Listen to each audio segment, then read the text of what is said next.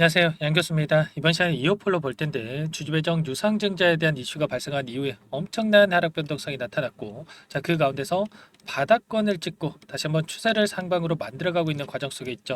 앞서 있었던 악성 매물들을 소화하고 있다, 이렇게 볼 수가 있겠고요. 우리가 현재 시점에서 매도를 하고 종목을 교체하는 게 맞을지, 아니면 추가 상승을 보고 끌고 가는 게 맞을지, 어떻게 대응을 해 가야 될지 막막하신 분들 많으실 겁니다. 우리가 어떠한 대응을 함에 있어서 왜 이러한 변동성이 나타났는지를 정확하게 파악할 필요가 있는 거고요. 이 안에서 벌어지고 있는 수급적인 변화들과 앞으로 우리가 기대할 수 있는 재료, 모멘텀은 어떤 부분들이 있는지 상세한 분석을 통해서 대응 전략과 시나리오를 세워두고 미리 준비를 해둬야 최소한 윗구간에 접근하신 분들도 단기간 내에 수익권에서 매도할 수 있는 기회를 잡을 수가 있다는 겁니다. 오늘은 여러분들께 어떠한 상황에 있는지, 그리고 앞으로 어떠한 모멘텀을 가지고 우리가 끌고 갈 수가 있는지, 대응 전략은 어떻게 가져가야 되는지 상세하게 풀어드리는 시간 가질 테니까 영상 끝까지 집중해서 확인해 주시기 바라겠고요. 너무나도 긴급한 상황이 있기 때문에 지체하지 않고 바로 본론으로 들어가 보도록 하겠습니다. 지금 시점에서 우리가 체크해야 될 부분이 어떤 거겠습니까? 과연 주주배정 유상증자에 대한 이슈가 이만큼의 하락 변동성이 나타날 만한 악재인 건지에 대한 이 분석과, 그리고 앞으로 이 유상증자 일정에 따라서 어떠한 주가 변동성이 나타날지, 그리고 만약에 상승을 한다라고 했을 때 어떠한 모멘텀으로 주가를 끌어올릴 것인지에 대한 부분을 정확하게 우리가 파악하고 있을 필요가 있겠죠. 그러면 이러한 부분들에 대해서 우선적으로 말씀을 드리고 나서 이 안에서 어떠한 수급적인 변화들이 나타나고 있고 대응 전략 어떻게 가져가야 될지 순차적으로 말씀을 드려보도록 할게요. 보시면 822억 원 규모의 유상증자를 단행을 했는데 중요한 건 목적이겠죠. 시설 자금에 50억 원, 운영 자금에 572억 원, 채무상환 자금에 200억 원을 사용한다, 이렇게 보시면 되겠고요. 아무래도 시설 자금에 가장 많은 자금을 사용한다라고 한다면 조금 더 긍정적으로 우리가 생각할 수 있겠지만, 운영 자금과 채무상환 자금에 너무나도 큰 자금이 사용이 되기 때문에 시장에서 이러한 부분 우려감으로 작용을 하면서 엄청난 하락 변동성이 나타났다, 이렇게 볼 수가 있는 겁니다. 다만 왜 이렇게까지 무리를 해서까지 자금을 조달을 했을까? 단순하게 돈이 없어서 자금을 조달했다, 이렇게 생각하고 끝내기에는 우리 계좌, 여기서 손실 보고 끝낼 수밖에 없는 거고, 이들의 목적이 뭔지를 우리가 정확하게 파악할 필요가 있는 겁니다. 이 목적에 대한 부분은 잠시 후에 여러분들께 말씀을 드리도록 하겠고요. 이 유상증자 일정에 대해서 잠깐만 여러분들께 설명을 드려보면, 신주 배정 기준일이 9월 26일이고요. D-2일이기 때문에 9월 24일까지 여러분들께서 보유하고 계시면 주주 배정 유상증자에 참여할 수 있다. 1000주를 가지고 계신 분들 같은 경우에는 298주에 대해서 여러분들께서 유상증자에 참여할 수 있다, 이렇게 생각하시면 되겠고, 더욱더 중요한 거는 예정 발행가입니다. 9,040원으로 예정이 되어 있는데, 향후에 1차 발행가액 그리고 2차 발행가액에 대해서 일정에 따라서 결정이 될 겁니다.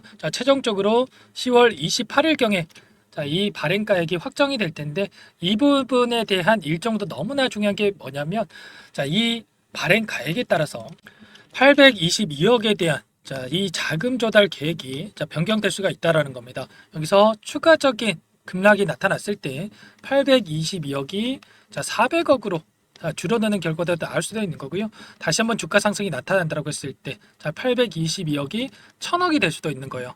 그렇기 때문에 이 발행가액에 대한 부분이 너무나도 중요하다. 그러면 회사 측에서 당연히 시장에서 악재로서 작용을 할 수밖에 없는 이러한 이슈라고 볼 수가 있었겠지만, 이렇게 결정을 했다라는 거. 뒤에다가 호재를 숨겨놓고, 재료를 숨겨놓고 주주 배정 유상증자에 대한 부분을 발표를 했다, 이렇게 생각할 수가 있는 거죠. 당연히 이 주가를 끌어올려야 주주 배정 유상증자에 대한 성공을 할 수가 있기 때문에 이 재료에 대한 부분이 분명히 있을 수밖에 없다, 이런 부분들을 말씀을 드리는 거예요. 그렇기 때문에 여러분들께서 현재 단기적인 하락 변동성이 크게 나타났지만, 걱정보다도 다시 한번 주가가 상승할 수 있다라는 기대감을 가지고 대응할 필요가 있다, 이런 부분들 말씀을 드려보도록 하겠습니다.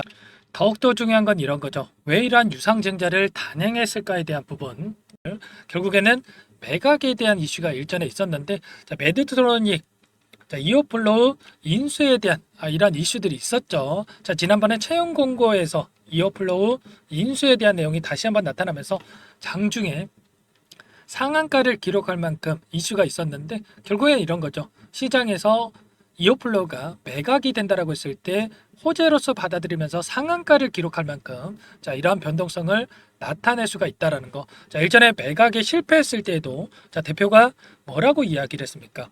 메드트로닉과 인수 계약이 종료가 됐다라고 해서 서로에 대한 관심이 없어진 건 아니다. 자, 그리고 인슐렛과 소송 진행 사항을 계속해서 주시하기로 했다. 자, 이렇게 이야기를 했었죠. 자, 그리고 자, 블루오카라는 펀드가 뭐라고 이야기를 했냐면 이어플로 소송에 대해서 언급을 하면서 메드트로닉이나 다른 잠재적 인수자들과 재계약을 할 수가 있다. 자, 그리고 메드트로닉과 거래 체결과 관련해서 여전히 상호 이해관계를 맺고 있는 것으로 알려졌다. 자, 이렇게까지 이야기했다라는 거죠. 결국에는 매각에 대한 부분을 염두를 해두고 채무 상황에 대한 부분들 그리고 주력 제품에 대한 경쟁력 강화를 미리 준비를 하고 있다. 자, 결국에는 매각이 됐을 때 매각하고 나서 이렇게 유상증자를 하면 누가 긍정적으로 보겠습니까? 당연히 안 좋게 볼 수밖에 없겠죠. 이런 것처럼 매각 이전에 최대한 재무적 건전성 그리고 자, 경쟁력 강화에 대한 부분들을 마무리 지어놓고 매각을 시키려는 의도가 숨어 있다.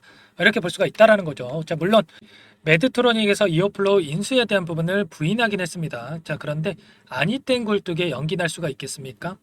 당연히 아니라는 거예요. 자, 이러한 부분들 물밑 작업이 진행될 가능성 굉장히 높다. 자, 이러한 매각이라는 재료를 통해서 다시 한번 하단에서 주가를 강하게 끌어올릴 가능성 굉장히 높다라는 거죠. 자, 이런 것처럼 여전히 주가를 끌어올릴 수 있는 재료, 모멘텀은 남아있다. 그러면 여기서 우리가 포기할 시점이 아니라 추가 상승에 대한 기대감을 가지고 끌고 갈 필요가 있는 거고요.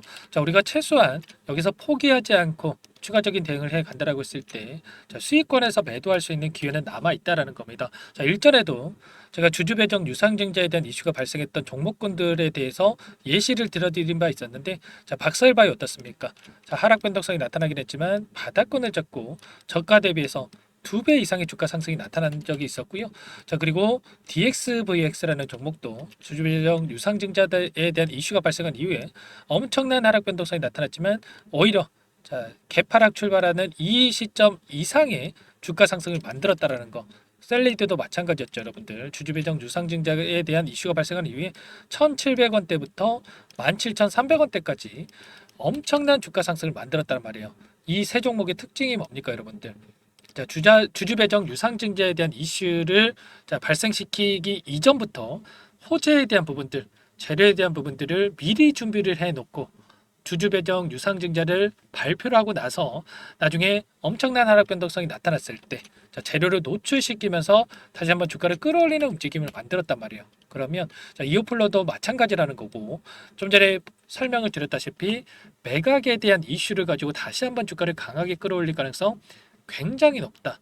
자, 이런 부분들이 있기 때문에 현재 시점에서 우리가 포기할 시점이 절대 아니고 자, 추가적인 대응에 대한 부분들을 미리 준비를 하고 대응을 해야 된다. 다시 한번 말씀을 드려보도록 하겠습니다. 자, 그러면 이 안에서 어떠한 수급적인 변화들이 나타나고 있는지를 우리가 파악할 필요가 있겠는데 오늘 창구별 매매 동향을 봤을 때 자, KB증권을 비롯해서 7개 창구에서 자, 모델 물량이 출회가 되고 있고요. 반면에 키움증권을 통한 개인 투자자분들의 물량과 4개 창구에서 매수가 유입이 되고 있죠. 자, 이 구간 안에서 오늘 누가 샀고 자, 누가 팔았는지에 대해서 여러분들께 말씀을 드리려고 하는 게 아니고 하단에서 어떠한 추세를 그려나가고 있는지가 너무나도 중요하겠죠. 자, 기간을 조금만 더 넓혀봐서 최근에 5거래일 동안에 이 바닥권에서 돈의 흐름을 추적을 해보면 자, 골드만삭스 쪽에서 4만 주 이상의 물량을 집어넣고 있고요. 자, 그 뒤를 메릴린치, 모건스탠리 이런 외인 창구 쪽에서 다시 한번 자, 공격적으로 물량을 담고 있다. 그러면 자, 이 구간에서만큼은 자, 바닥에 대한 신뢰도가 높아지고 있는 시점이고 분할 매수 관점에서 대응을 하고 있다라는 거예요. 자, 그렇기 때문에 우리가 현재 시점에서 투매에 동참할 게 아니고 우리도 이들과 함께 추가적인 대응을 통해서 다시 한번 수익을 만들어 가야 된다. 계좌 회복을 만들어 가야 된다라는 거 말씀을 드려 봅니다. 여러분들 포기할 시점 절대 아니다. 자, 말씀을 드리겠고요. 자, 오늘 또 이렇게 윗꼬리가 달리는 움직임이 나타났다라고 해서 매도하시면 절대 안 됩니다. 자, 앞서 있었던 이 악성 매물들을 소화하는 과정에 있다.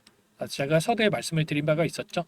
자, 이런 것처럼 우리가 이 구간 안에서 분할 매수, 자 분할 매도 관점에서 대응을 해 간다라고 했을 때 충분히 계좌 회복을 만들어갈 수 있다. 자, 우리가 바닥권에서 우리가 물량 매집을 해 놨다라고 했을 때 오늘 이 상승하는 구간 안에서도 자 분할 매도 관점에서 대응을 했다라고 했을 때 훨씬 더 효율적인 대응이 가능하다라는 거죠. 자 이러한 부분들에 대해서 전부 다 여러분들께 말씀을 드리고 있으니까 자 혼자서 고민이 되시고 앞으로 어떻게 대응을 해야 될지 모르겠다.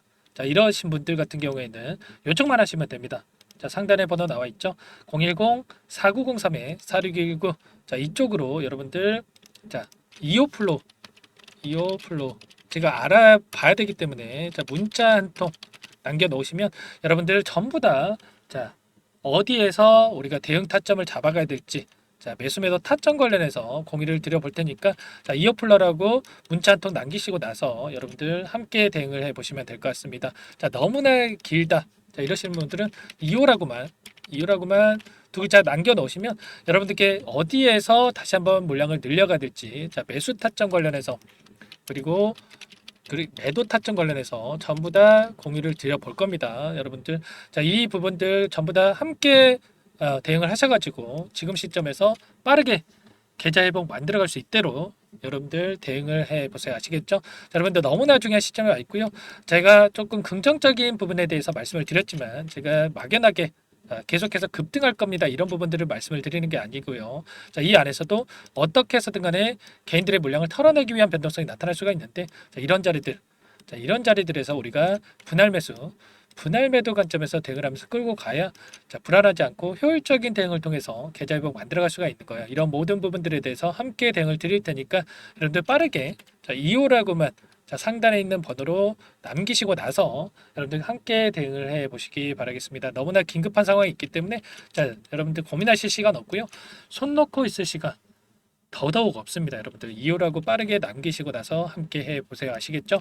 자, 그리고 추가적으로 자, 최근에 너무나도 힘든 시간 보내고 계실 텐데 종목 한 가지 선별해서 가져왔습니다. 추가 종목 통해서 계좌 회복 만들어 가시라고 종목 한 가지 선별해서 가져왔는데 자, 이 종목도 제약바이오 섹터 종목이고요. 자, FDA 승인에 대한 기대감에 따라서 급등 가능한 종목이다. 여러분들 또 더욱더 중요한 게 급등 시기가 가까워져 있는 종목입니다. 급등 전에 미리 매집을 해야 된다 말씀을 드리겠고 자, 이 종목 어떤 종목인지 잠깐만 설명을 드려보도록 할게요. 이 종목이 뭐냐면요. 상승 모멘텀으로 표적 항암제 관련해서 미국 FDA 3상 임상 계획 승인된 기업이고요. 미국의 머크사와 병용투여 요법을 통해서 이미 기존 치료법보다 뛰어난 효능을 확인했기 때문에 자, 임상 3상에서도 긍정적인 데이터를 확보할 것으로 기대되고 있는 상황이에요. 자, FDA 승인이 됐을 때 자, 11조 시장을 독점할 수 있는 기회를 가질 수가 있기 때문에 폭발적인 매출에 대한 기대감이 작용할 수밖에 없겠죠. 자, 24년 임상 3상 시작 기대감만으로 자, 폭등이 가능하다. 자, 이렇게 말씀을 드리겠고 차트를 보시면 자, 2019년에서 20년까지 임상에 대한 기대감만으로 자, 10배 가까운 상승이 나타난 이후에 자, 3년 이상 오랜 기간 동안 주가 조정이 이뤄진 상황이에요. 자, 대시세가 나온 종목 같은 경우에는 짧게는 3년에서 자, 길면 5년 동안 저 조정을 받는데 자, 이미 3년 이상의 조정 기간을 거쳐 왔고요. 자, 앞선 구간에서 여러 차례 거래량을 터뜨리면서 물량 매집이 이루어졌죠. 자, 이제 막 대시세 초입 구간에 위치해 있다. 이렇게 볼 수가 있겠고 자, 2019년에서 20년까지 자, 뭐 때문에 올랐습니까? 임상 이상에 대한 기대감만으로 엄청난 상승이 나왔죠. 자, 올해 뭐가 예정되어 있다라고 했죠? 자, 임상 3상이 예정되어 있다라고 말씀을 드렸죠. 2019년도부터 임상 2상을 진행을 하면서 3, 4년 동안 자, 유효성과 안정성을 입증을 했고요. 자, 기존 약물 대비해서 뛰어난 효능까지 확인을 했단 말이에요. 그럼 자연스럽게 뭐가 따라오죠? 자, 기대감이란 게 따라올 수밖에 없단 말이에요. 자, 바이오 주식. 자, 임상의 성공 여부와 관계없이 자, 이 기대감으로 가는 겁니다. 자, 임상 3상에 돌입을 했을 때 자, 기대감으로 자, 10배 이상 다시 한번 갈 수밖에 없다라는 거. 자, 이미 바닥 구간에서 메이저 수급들이 유입이 되면서 자, 50% 이상 상승이 나오고 있다. 자, 그렇기 때문에 늦기 전에 자, 지금 당장 여러분들 매집을 해야 된다. 자, 이렇게 말씀을 드리는 겁니다. 자, 이 종목에 대해서 여러분들 받아보고 싶다. 자, 이러시는 분들은 상단에 번호 있죠. 010-4903-4619. 자, 이쪽으로 히든 이렇게 두 글자만 써서 문자 보내주시면 한 분 한 분 순차적으로 매수가, 목표가, 그리고 보유 기간까지 대응 전략 보내드릴 테니까 늦기 전에 받아보시고 수익 만들어가 보시기 바라겠습니다. 히든이라고만 보내주시면 되세요.